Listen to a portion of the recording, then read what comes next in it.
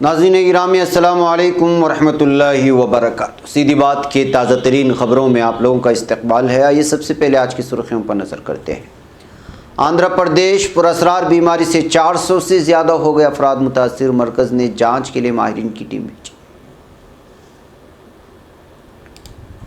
किसान तहरीक अमित शाह से मीटिंग में हाँ या ना में जवाब मांगेंगे किसान लीडरान। बिहार में किसानों का लेयर फार्म कारोबार एक बार फिर से पटरी पर आने लगा। बीजेपी साजिश के तहत अपने कारकुनान को खुद गोली मार रही है, ममता बनर्जी का इल्ज़ाम। आम आदमी पार्टी ने केजरीवाल को नज़रबंद करने का इल्ज़ाम लगाया, दिल्ली पुलिस की तरदीद। मोदी हुकूमत किसानों के खिलाफ जालिमाना रवैया छोड़कर मुतनाज़ा कवानीन वापस ले, भूपेंद्र हड्डा। मुरादाबाद लड़की करती रही फरियाद, लेकिन पुलिस ने लव जिहाद कानून में शोहर देवर को भेज दिया जय। कश्मीर साबिक वज़ीर आला और PDP सदर महबूब मुफ्ती एक बार फिर खाना नज़रबंद।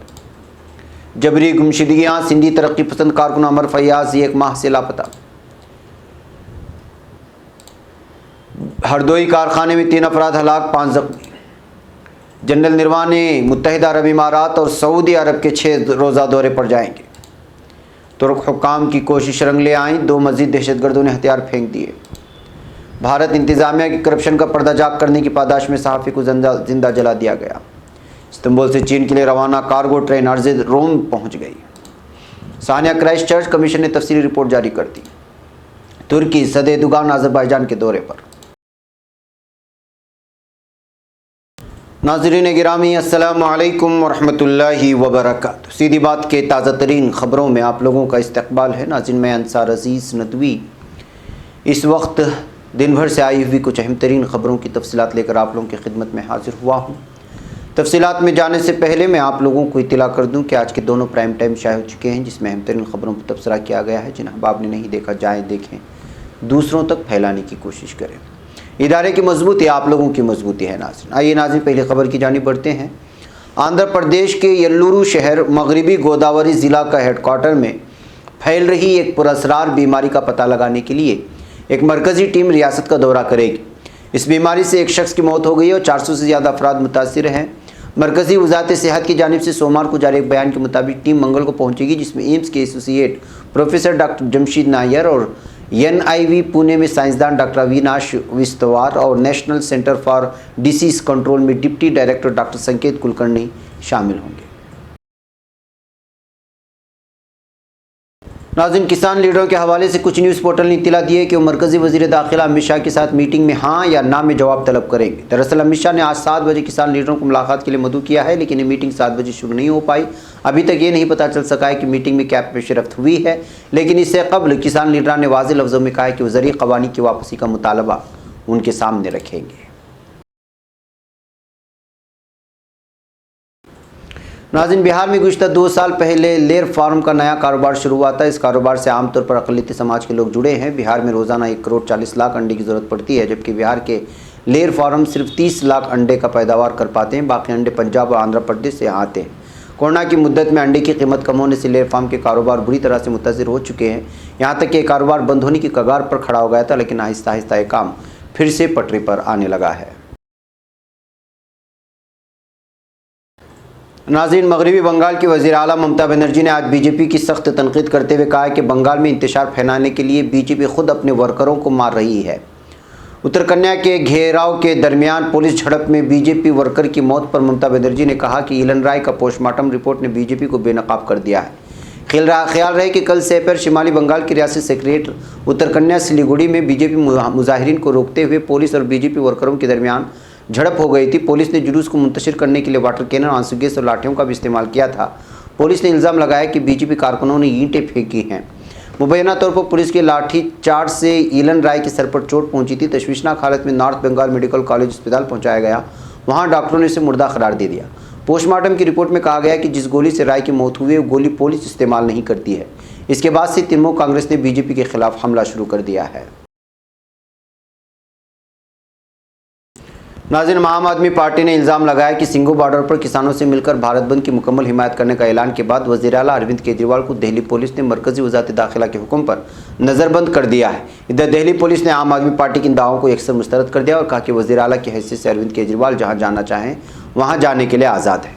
आम आदमी पार्टी के तर्जुमान और एमएलए सौरभ भारद्वाज ने मंगल के रोज केजरीवाल को घर में नजरबंद करने का इल्जाम लगाते हुए सहाफियों से कहा कि पुलिस ने वज़ीर आला की रिहाइशगाह के अतराफ रुकावटें खड़ी कर दी है और किसी को भी उनसे मिलने नहीं दिया जा रहा है। नाज़रीन, कांग्रेस ने कहा है कि हुकूमत को अगर ज़रूरी शोबे में इस्लाह लानी है और किसानों के हक़ में कुछ करना है तो उसे हाल में पास किसानों से मुताल्लिक तीनों कानूनों को वापस लेकर सबके इत्तेफाक से नए कानून बनाकर कम अज़ कम इमदादी कीमत MSP को लाजमी कर देना चाहिए। कांग्रेस के सीनियर रहनुमा और हरियाणा के साबिक वज़ीर आला भूपेंद्र सिंह हुड्डा ने मंगल को यहाँ प्रेस कॉन्फ्रेंस में कहा कि हुकूमत को खेती को रोज़गार की पायदार बुनियाद बनाने के लिए ज़रूरी इस्लाहात को कानूनी जामा पहनाना चाहिए। उनका कहना था कि हुकूमत को सबसे पहले उन तीनों कानूनों को वापस लेकर किसानों की तहरीक को ख़त्म करना चाहिए।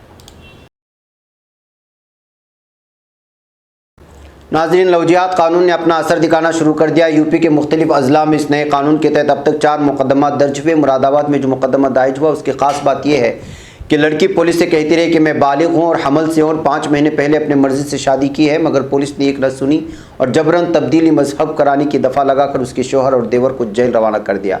इस दौरान बजरंग दल कारकुनान पुलिस की मौजूदगी में लड़की से तीखे सवाल करते नजर आए, पर लड़की लगातार इस बात पर डटी रही कि शादी मेरी मर्जी से हुई है।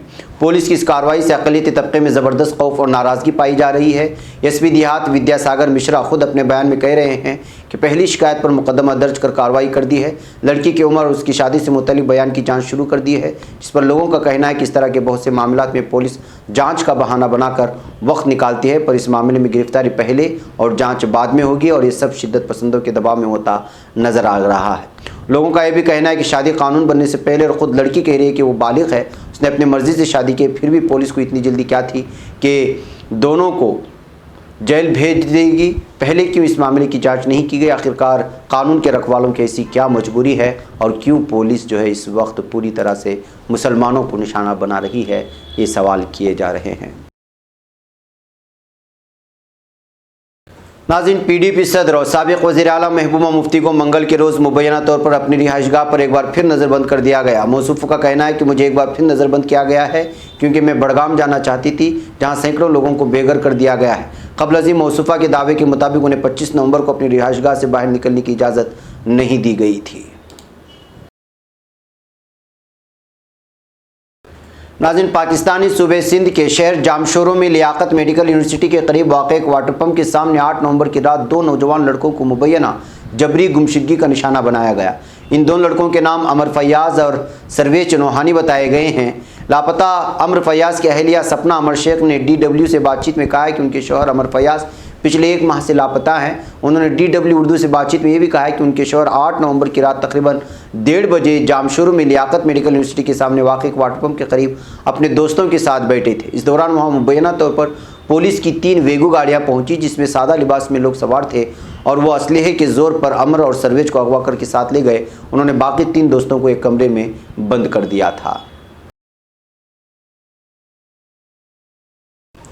नाज़रीन, उत्तर प्रदेश के ज़िला हरदोई के शाहबाद कोतवाली इलाके में हुए शदीद सड़क हादसे में 3 अफराद हलाक और 5 ज़ख्मी हो गए। सभी लोग शादी की तकरीब से वापस लौट रहे थे। इत्तला आज यहाँ पुलिस के ज़राए ने दी है। उन्होंने बताया कि शाहजहाँपुर ज़िले के कड़ा बाज़ार सहमापुर के रहने वाले 8 अफराद लखनऊ के मलिहाबाद शादी की तकरीब में शिरकत के लिए आए थे। शादी के बाद पीर की रात तकरीबन 12 बजे लोग शाहजहाँपुर वापस जा रहे थे कि इस दरमियान में यह हादसा पेश आया। नाज़रीन, army chief general Manoj Mukund Naravane बुध से मुत्तहिदा अरब इमारात और सऊदी अरब के 6 रोज़ा दौरे पर जा रहे हैं। आर्मी चीफ का दौरा इस लिहाज से तारीख़ी है कि एक हिंदुस्तानी आर्मी चीफ पहली बार मुत्तहिदा अरब इमारात और सऊदी अरब का दौरा कर रहा है। इस दौरान जनरल नरवाने दोनों ममालिक की अफवाज के हम मनसब और आला फ़ौजी क़यादत से बातचीत करेंगे। आर्मी चीफ बुध और जुमेरात को मुत्तहिदा अरब इमारात में होंगे, जहाँ वो दिफाई शोबे में ताउन बढ़ाने और ताल्लुकात को मुस्तहम करने के लिए सीनियर फ़ौजी अफसरान से तबादुल ख्याल करेंगे। नाज़रीन, तुर्क वज़ारत दाखिला के मुताबिक PKK के 2 मज़ीद दहशतगर्दों ने ख़ुद को कानून के हवाले कर दिया। एक बयान के मुताबिक अलहदगी पसंद तंजीम PKK के दहशतगर्दों को तुर्क हिफाजती हुकाम की तरफ से कायल करने की कोशिशें जारी हैं। इन कोशिशों के तहत तुर्क पुलिस और जेंडरमेरी ने कायल करते हुए PKK के 2 मज़ीद दहशतगर्दों को हथियार फेंकने पर मजबूर कर दिया है।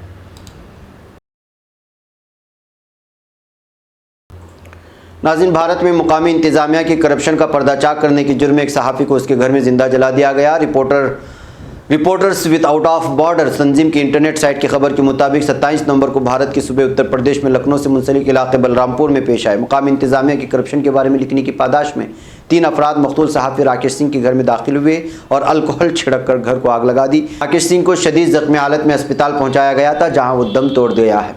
सहाफ़ी ने एक मकामी अखबार में सोलर पैनलों और दीगर इंफ्रास्ट्रक्चर मनसूबों में मकामी इंतजामिया के हुकाम में सुशीला देवी की करप्शन के बारे में लिखा था। पुलिस के मुताबिक हमलावरों में से एक सुशीला देवी का बेटा किशवानंद मिश्रा है। वाक़े से 3 दिन के बाद गिरफ्तार होने वाले कातिलों ने जुर्म का एतराफ़ कर लिया है। नाज़रीन, तुर्की से चीन के लिए रोज़ाना ट्रेन अर्ज़ रोम पहुँच गई है। पहली कार्गो ट्रेन जो 4 दिसंबर जुमा को इस्तांबुल से एक तकरीब के साथ रवाना हुई थी, अपने रास्ते पर सेवास के बाद अर्ज़ रोम ट्रेन स्टेशन पहुंची। यहां से ट्रेन अपने अगली मंजिल फारस के लिए रवाना हो जाएगी और तुर्की से रवाना होने वाली ट्रेन तुर्की में अपनी तमाम कार्रवाइयों को मुकम्मल करने के बाद चीन रवाना होने की तवक्को की जा रही है। नाज़रीन, न्यूजीलैंड के शहर क्राइस्टचर्च में 2 मसाजिद पर गुज़िश्ता साल मार्च में होने वाले दहशतगर्दाना हमले को रोकना नामुमकिन था। इस सिलसिले में आज रॉयल कमीशन की जानिब से एक तफसीली रिपोर्ट पेश की गई, जिसमें खुफिया सर्विस की कोताहियाँ तस्लीम की गई, मगर रिपोर्ट इस नतीजे पर पहुंची कि हमले को रोकना नामुमकिन था। ये इंक्वायरी रिपोर्ट 800 सफ़ात पर मुश्तमिल है। रिपोर्ट में यह भी कहा गया कि इस हमले से कबल खुफिया एजेंसी हुकाम ने शिद्दत पसंदी पर तो काफ़ी तवज्जो दी, मगर दाएँ बाजू की इंतहा पसंदी पर ध्यान नहीं दिया। याद रहे कि क्राइस्टचर्च के इस हमले में 51 मुसलमान हलाक कर दिए गए थे। नाज़रीन, तुर्की के सदर रजब तैयब एर्दोगान कल 9 दिसंबर बरोज़ बुध को 2 रोज़ा सरकारी दौरे पर आज़रबाईजान तशरीफ़ ले जा रहे हैं। काराबाग में फायरबंदी के बाद सदर एर्दोगान पहली दफ़ा सदर इल्हाम अलीव के साथ मुलाकात करेंगे। आज़रबाईजान में अपनी मसरूफियात के दौरान सदर एर्दोगान सदर अलीव के साथ 2 तरफ़ा मुज़ाकरात भी करेंगे, जिनमें 2 तरफ़ा ताल्लुकात के साथ साथ काराबाग के हालिया सूरत हाल का जायज़ा लिया जाएगा। नाज़रीन गिरामी, ये थी कुछ अहम तरीन खबरें जो आप लोगों के सामने रख दी गई। मुझे यहाँ पर इजाज़त दें। अस्सलामु अलैकुम वरहमतुल्लाहि वबरकातुहू।